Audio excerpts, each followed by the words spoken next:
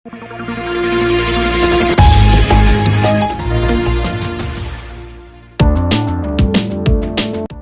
आप देख रहे हैं जनमंच खबर और हिंद मोर्चा का ज्वाइंट एडवेंचर, जिसमें हम अलग अलग जनप्रतिनिधियों से, अलग अलग लोगों से, क्षेत्र के विशेष व्यक्तित्व से बात करने की कोशिश कर रहे हैं और ये जानने की कोशिश कर रहे हैं कि हर क्षेत्र में क्या चुनौतियां हैं, किस तरह से काम किया जा सकता है। कोविड महामारी के दौरान पिछले 2 सालों में क्या क्षति हुई और किस तरह से उसकी भरपाई की जा सकती है। आज हमारे साथ हैं रतन गुप्ता जी, जो विगत 25 वर्षों से दैनिक समाचार पत्रों के लिए काम कर रहे हैं और इन्होंने अपने काम के दम पर अपने क्षेत्र में पहचान के साथ साथ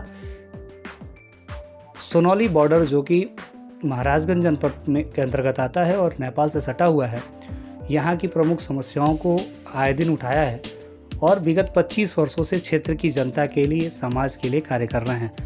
तो इनसे हम जानने की कोशिश करेंगे कि बॉर्डर क्षेत्र की समस्याएं क्या हैं, वर्तमान परिवेश में पत्रकारिता के लिए क्या चुनौतियां हैं और इस बॉर्डर क्षेत्र में किस तरह का व्यापार होता है और एक पत्रकार के रूप में आने वाले विधानसभा चुनाव को किस तरह से देखा जाता है। सबसे पहले इनसे हम ये जानने की कोशिश करते हैं कि विगत 25 वर्षों के पत्रकारिता के अनुभव ने इनको किस तरह का अनुभव दिया है और एक पत्रकार को यह किस तरह का संदेश देना चाहेंगे कि इस लॉकडाउन के बाद जो पत्रकारिता के लिए चुनौतियां हैं, उसमें एक वरिष्ठ पत्रकार के रूप में किस तरह से काम किया जा सकता है। तो स्वागत है सर आपका।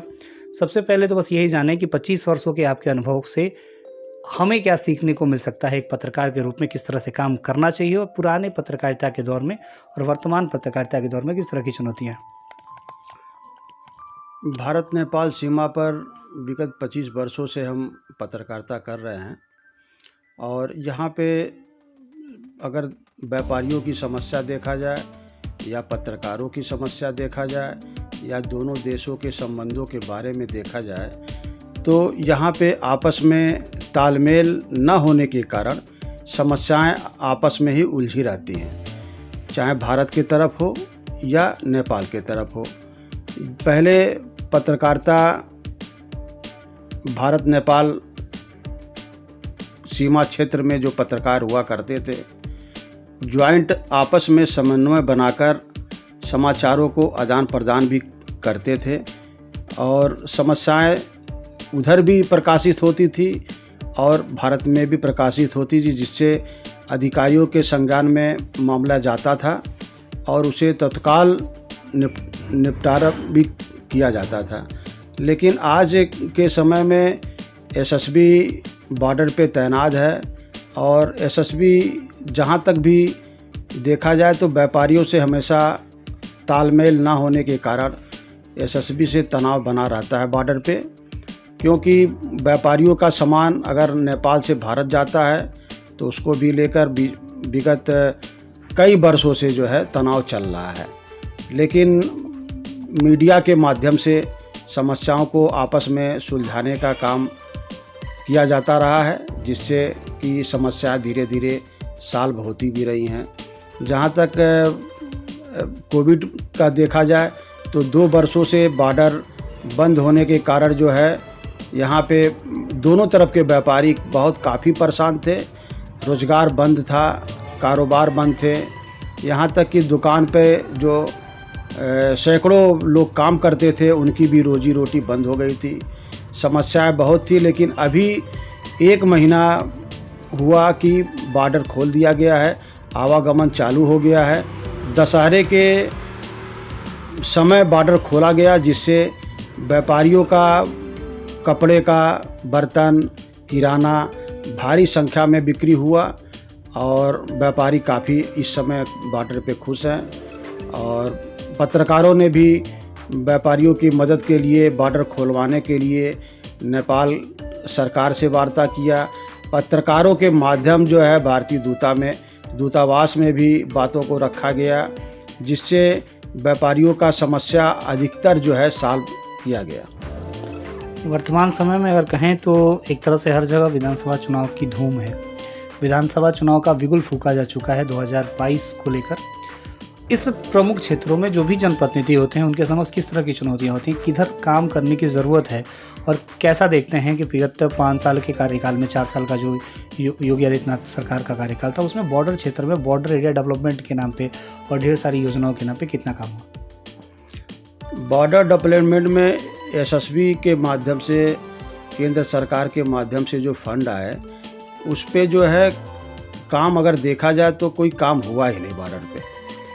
और जहाँ तक सड़कों की बात हो, जहाँ पर एंट्री चेक पोस्ट की बात हो, आज किसानों को जो मुआवजा केंद्र सरकार दे रही है, वो किसान जो है उस मुआवजे पे तैयार नहीं है, जिससे कई वर्षों से एंट्री चेक पोस्ट बनाने के लिए प्रयास किया जा रहा है, लेकिन वो अभी तक नहीं बन पाया। जिलाधिकारी महाराजगंज से लेकर एसडीएम और तमाम बड़े बड़े अधिकारी और केंद्र सरकार के वरिष्ठ अधिकारियों ने पहल किया, लेकिन आज तक जो है एंट्री चेक पोस्ट न बनने से बॉर्डर डेवलपमेंट पूरी तरह हो ही नहीं पाया। और जहाँ तक देखा जाए सड़कों की चौड़ीकरण को लेकर, तो व्यापारियों का जो है, पहले सोनौली एक ग्राम प्रधान एरिया हुआ करता था। यहाँ पर जो है घरों को मतलब एक तरह से न तो सड़कें थी, न तो लोग अपने घर तक रिक्शा से नहीं पहुँच पाते थे। लोग जिस तरह पाए उस तरह अपने अपने घरों को बना लिए। लेकिन इंडिया गेट से लेकर और कोतवाली तक जो सड़कें बननी थी, वो भी जो है सड़कें इतने कंजेस्टेड हैं कि सीमा पर जाम लग जाता है।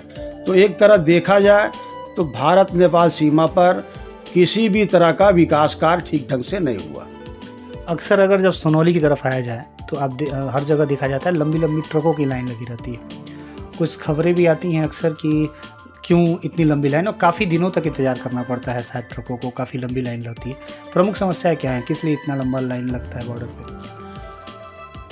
भारत नेपाल सीमा सोनौली कस्बे में प्रतिदिन जो है 500 से 600 ट्रकें भारत से नेपाल जाती हैं।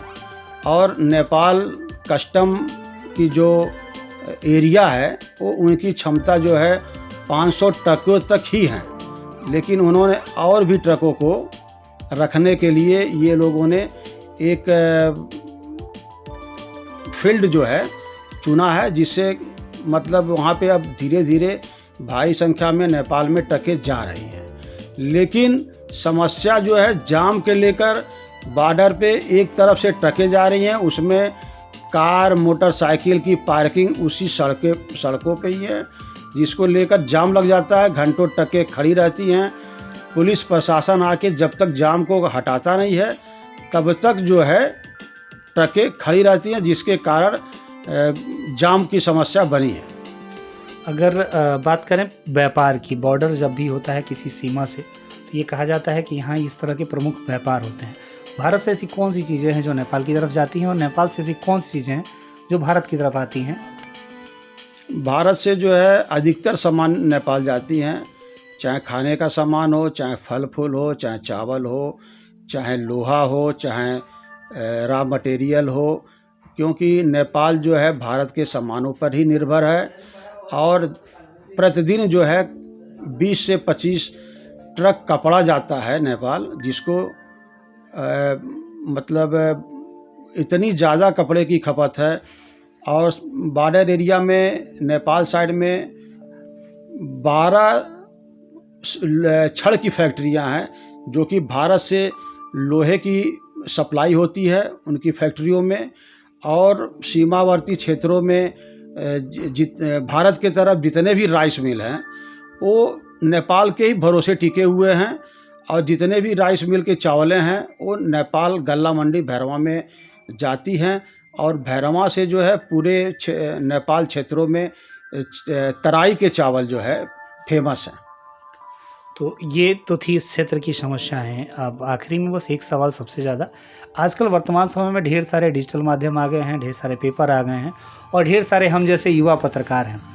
एक अनुभवी व्यक्ति के पास जब भी एक पत्रकार बैठता है, एक युवा पत्रकार, हमारे जैसा एक युवा पत्रकार बैठता है, तो उससे कुछ सीखने की कोशिश करता है। आपकी तरफ से युवा जगत में जो अभी वर्तमान समय में जो पत्रकारिता के रूप में काम कर रहे हैं, वो चाहे स्वतंत्र पत्रकार के रूप में हो, इंडिविजुअल बैनर के रूप में हो, या फिर किसी मीडिया हाउस के लिए काम कर रहे हैं, उनके लिए किस तरह का संदेश होगा आपका? मैं जर्नलिस्ट प्रेस क्लब नौतनवा का अध्यक्ष था। उस समय 45 पत्रकार हुआ करते थे नौतनवा और सीमावर्ती क्षेत्रों में। और आज वर्तमान में जो है लगभग 150 पत्रकार फील्ड में काम कर रहे हैं, लेकिन समस्याएं ये है कि जो समाचार प्रिंट मीडिया में कल पढ़ी जाती थी वो आज जो है 1 घंटे में जनता के सामने प्रस्तुत हो रही हैं। इससे ये फ़र्क पड़ा है कि मीडिया जो है बहुत ज़्यादा, चाहे वो प्रिंट मीडिया हो, चाहे वो पोर्टल मीडिया हो, चाहे किसी भी ग्रुप की मीडिया हो, लेकिन पहले से इस समय बहुत ही ज़्यादा सक्रियता देखी जा रही है। लेकिन हम यही चाहेंगे कि पत्रकारों में आपस में एक ऐसी एकता बने और समाचारों का ऐसा आदान प्रदान हो कि जिससे समाचार जो है छपने से जिस विभाग के खिलाफ या जिस कार्रवाई के लिए मीडिया जो है प्रयास कर रही है वो काम हो और जिससे प्रभाव पड़े और मीडिया मिल के काम करे, तो हम यही सोचते हैं कि एक इस समय क्रांति ला सकती है और हर बातों को जो है उन अधिकारियों को मानना ही पड़ेगा और मीडिया जो है पूरी तरह से हावी रहेगी। तो यह थी स्वच्छंद परिचर्चा, जिसमें हमने एक वरिष्ठ पत्रकार से ये जानने की कोशिश की कि वर्तमान समय में पत्रकारिता के युग में चुनौतियाँ क्या हैं। एक अनुभवी व्यक्ति के पास बैठने से ढेर सारी सीख मिलती है। इस पूरे वीडियो में आपने इनसे जाना कि बॉर्डर एरिया में किस तरह का काम होता है, एक पत्रकार के समक्ष किस तरह की चुनौतियां हैं। बड़ी बड़ी जगहों पर बैठकर काम करना आसान है, एक फील्ड में उतरकर फील्ड में काम करना कितना मुश्किल होता है।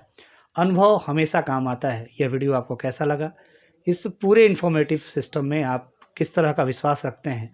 और आइंदा अगर आप फिर से किसी पत्रकार के सामने या वरिष्ठ पत्रकार के सामने किसी सवाल को रखना चाहते हैं तो आप हम तक पहुँचाएँ। बताएं कि वर्तमान समय में मीडिया के इस बदलते स्वरूप को आप किस तरह से देखते हैं। मीडिया का यह बदलता स्वरूप आपके बीच किस तरह की चुनौतियों को उत्पन्न करता है और आपकी समस्याओं के समाधान के लिए किस तरह से काम करता है। जनमंच खबर और हिंद मोर्चा के ज्वाइंट एडवेंचर को देखने के लिए आपका धन्यवाद। जनमंच खबर देखने के लिए आपका धन्यवाद। हमारे YouTube चैनल को सब्सक्राइब करें, Facebook और Instagram पर फॉलो करें तथा कमेंट में अपनी राय अवश्य दें। धन्यवाद।